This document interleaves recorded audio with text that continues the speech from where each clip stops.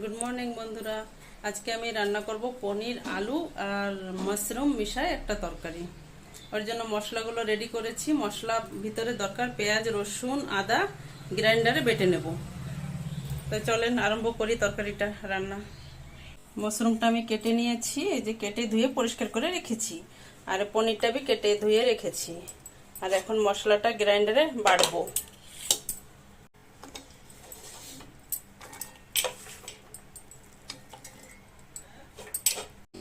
आलू कटा भेजे नेब।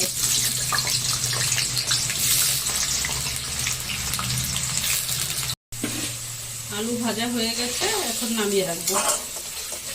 এখন পনির কয়টা ভেজে উঠাবো।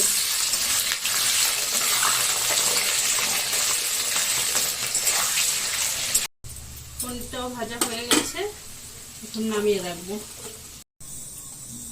তার তেজপাতা, কয়েকটা গোটা গরম মশলা আর কয়েকটা জিরে তেলের উপর দিয়ে দেবো বেটে রাখা মশলা।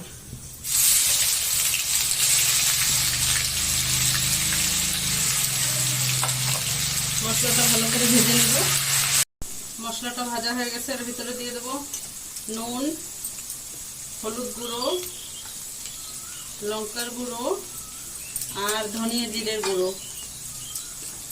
এখন এগুলো ভালো করে ভেজে নেব। সব মশলাগুলো ভালো ভাজা হয়ে গেছে, এখন দিয়ে দেবো ভিতরে মাশরুম।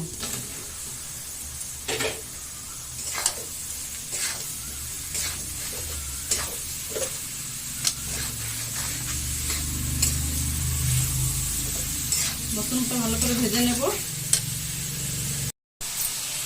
মাঝে একটু নাড়া দিয়ে দেব। মাশরুমটা ভাজা হয়ে গেছে, এখন দিয়ে দেবো আলু। ভেজে রাখা আলুগুলো দিলাম আর পনিরটা দিলাম। এখন এগুলো সব মিশিয়ে ভালো করে ভেজে নেব। এর উপরে দিয়ে দেবো 1 চামচ গরম মশলা দিয়ে আর একটু সময় ভালো করে নেড়েচে একটু জল দিয়ে দেবো।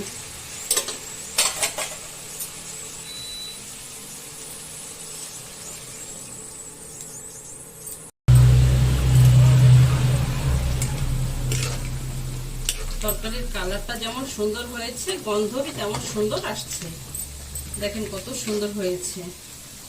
প্রায় হয়ে গেছে তরকারিটা। আর একটা 2-4 মিনিট জাল দিয়ে বন্ধ করে রাখবো। তরকারিটা হয়ে গেছে, দেখেন কত সুন্দর হয়েছে। এখন নামিয়ে দেব।